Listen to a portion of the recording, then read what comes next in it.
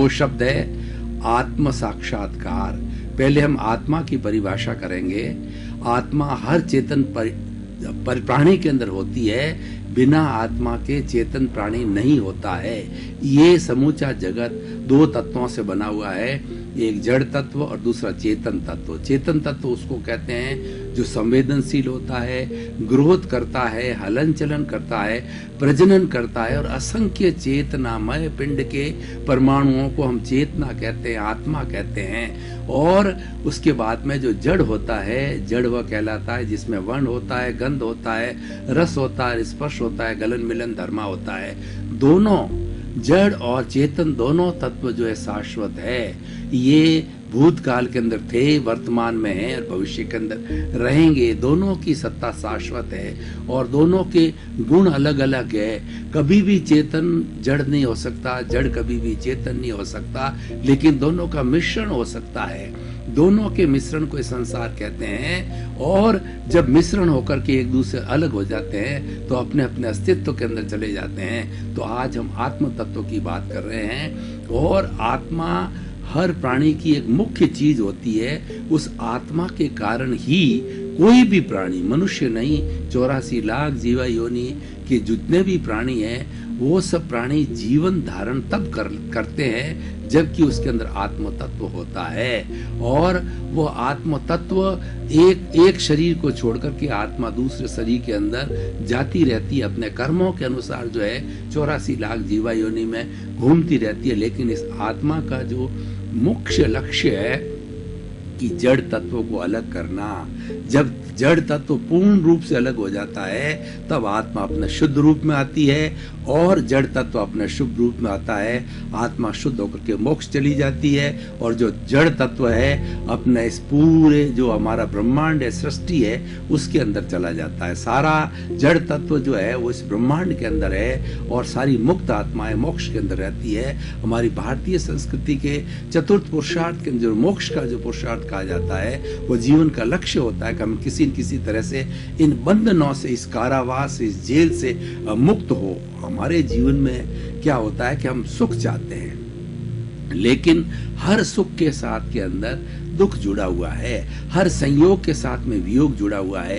एक दुख जाता है तो दूसरा सुख आता है, सुख जाता है तो दुख आता है। ये श्रृंखला चलती रहती है। लेकिन हम चाहते हैं कि हमको शाश्वत सुख मिले, ऐसा सुख मिले कि जिसके बाद के अंदर कोई दुख ना हो।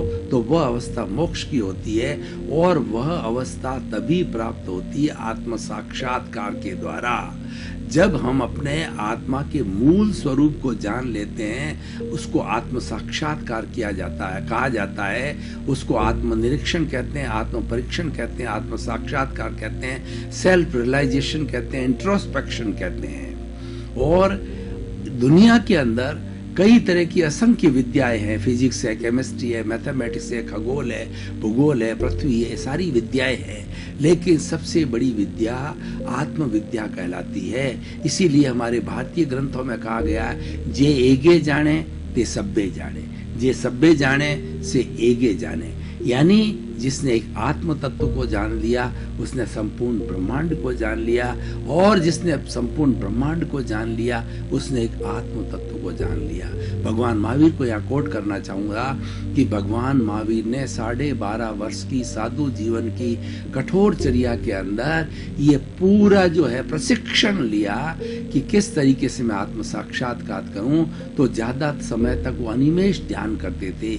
एक पुद्गल यानी परमाणु, जो परमाणु होता है, पुद्गल का छोटा से छोटा रूप परमाणु, उस परमाणु के ऊपर वो अनिमेष ध्यान करते थे बिना आंख बंद किए हुए, और उस परमाणु के अंदर संपूर्ण ब्रह्मांड के दर्शन करते थे। एक परमाणु के अंदर संपूर्ण ब्रह्मांड समाया हुआ है और संपूर्ण ब्रह्मांड के अंदर एक परमाणु समाया हुआ है।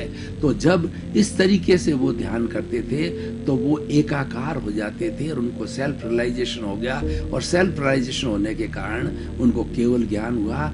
और केवल ज्ञान वह ज्ञान कहलाता है जिसको कि हम एब्सोल्यूट ट्रुथ कहते हैं। एक एनलाइटनमेंट होता है। भगवान बुद्ध को एनलाइटनमेंट हुआ, भगवान महावीर को एनलाइटनमेंट हुआ। एनलाइटनमेंट होने के बाद के अंदर संपूर्ण ब्रह्मांड क्लियर दिखता है और उसके अंदर दूरी का कोई दूरी का कोई भेदभाव नहीं होता है। भूत भी दिखता है, भविष्य दिखता है और वर्तमान दिखता है। यानी वो संपूर्ण ब्रह्मांड के जीव अजीव की हर अवस्था को देखने लग जाता है। ये संभव कब है? आत्म साक्षात्कार के द्वारा होता है। जो हम अपनी आत्मा से साक्षात करना या उसको पहचानना प्रारंभ करते हैं, त्यों हमारे ज्ञान की वृद्धि होती रहती है। दर्शकगण, श्रोतागण, भाई और बहनों, होता क्या है कि हमारी आत्मा के साथ में जो जड़ तत्व है, जिसको हम कार्बन शरीर कहते हैं, वो इसके साथ में लगा हुआ है और ये जन्म जन्मांतर से लगा हुआ है। तभी आत्मा इस शरीर के अंदर आबद्ध है, जिसको कि बद्ध आत्मा कहा जाता है।